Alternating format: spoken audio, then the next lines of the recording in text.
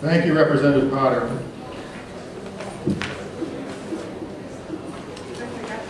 In case some people have the perception that being opposed to wind power is a NIMBY approach, and that we're really saying that what we don't want. I think it's important that we talk about what we do want and what some of the responsible approaches to our energy problems might be if we would focus our attention on those things.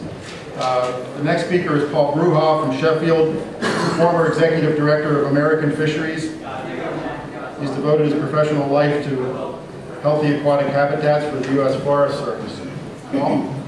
Thank you. Good morning. I wanted to address the water quality and other environmental impacts very briefly of the Sheffield Wind Project, which is proposed immediately adjacent to my wife's property in Sutton. And as applied for the stormwater construction permit, the project would disturb over 60 acres of forested ridge top, according to the applicant.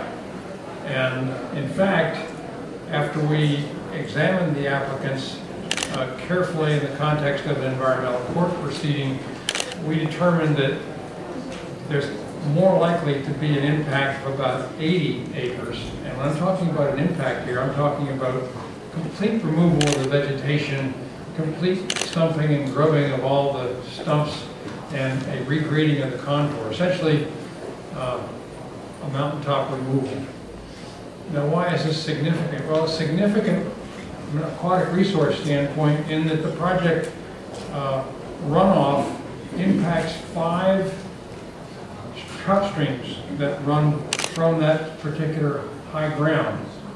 And in accumulation, the risks of damage to those aquatic resources is almost a certainty because of the best management practice approach that the state A&R has taken.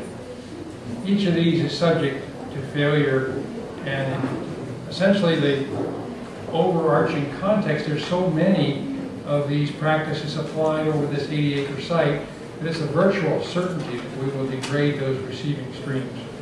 And once degraded, they'll never return to what they presently are. In addition to talking about the water quality impacts, I thought as we were considering how to react to the Sheffield Wind Project about renewable energy, and as Steve said, maybe I should be thinking about things that actually might work in providing renewable, reasonably cost power and energy to Vermonters. And as part of that, we did a wood supply assessment and a site feasibility analysis, as well as a business plan for the redevelopment of the West Burke sawmill site. This was funded by a Vermont Community Development Association grant and was assisted by the Northeast Vermont Development Association. And I have essentially an executive summary of that to share with you.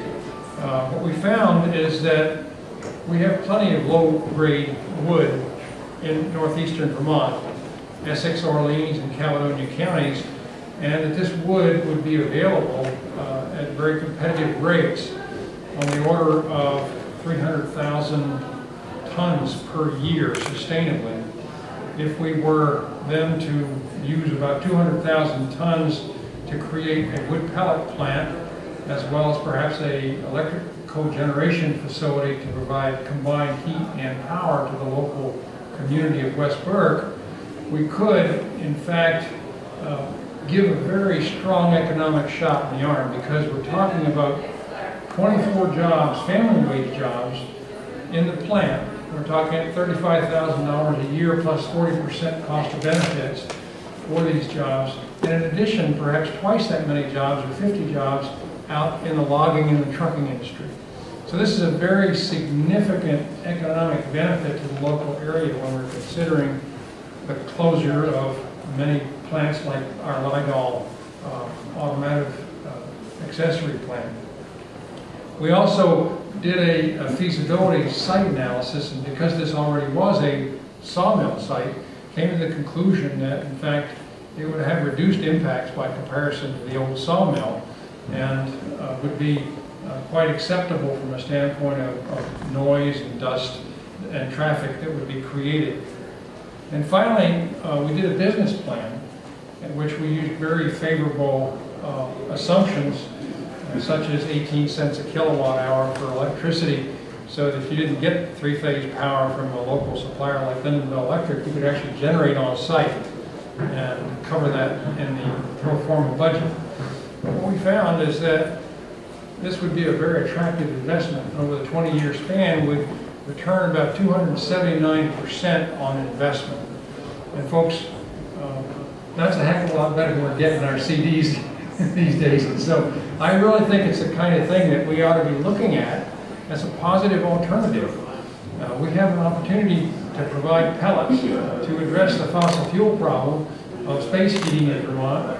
We have the opportunity to provide a district heating system for the village of West Burke through the excess power produced, or heat produced rather, and then finally we could actually generate excess megawatts of power to help Lindenville Electric with future energy load needs, such as might be coming from the Burke development when the recession is over. So positive alternative, I think, to provide reasonable, low-cost, renewable energy for Vermonters.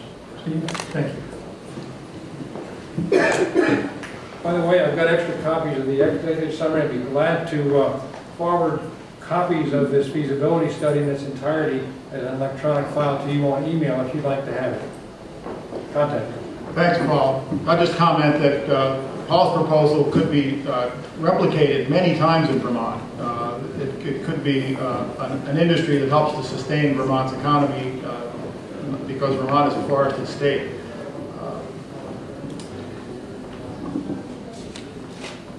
One of the things that Energize Vermont is interested in is encouraging community-based solutions to our energy problems.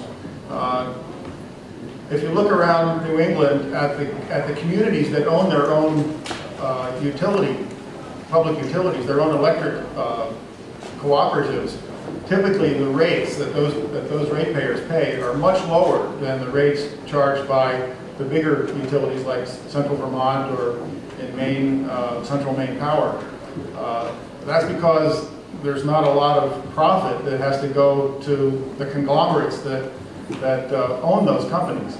So the idea that we can generate electricity in our communities and individual level generate the energy that we need to sustain ourselves is part of our approach.